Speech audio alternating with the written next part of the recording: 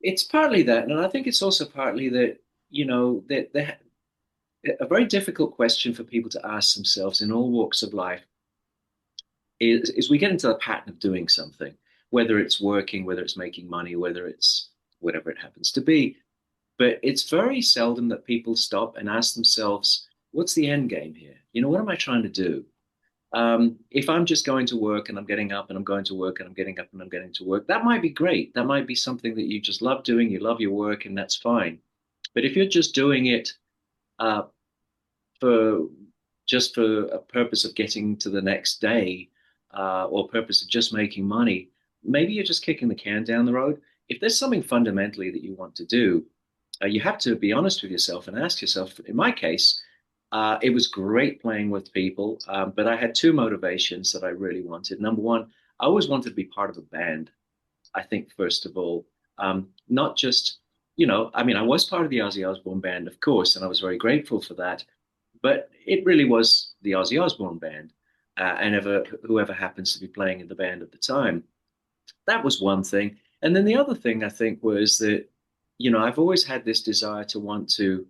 I write a lot of songs. I write a ton of songs, and I've always had this desire to want to be able to, uh, you know, perform those songs and perform those songs for people. If I could do it within a band, that's great too.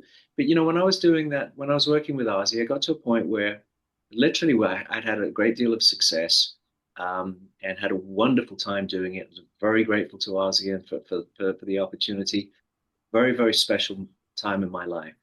That goes without saying. But then it got to a point where, yeah, I wanted to stay in the band. I didn't really want to move on, and I wanted to keep contributing and writing songs. But I also had to um, you know, have a deal that I was happy with.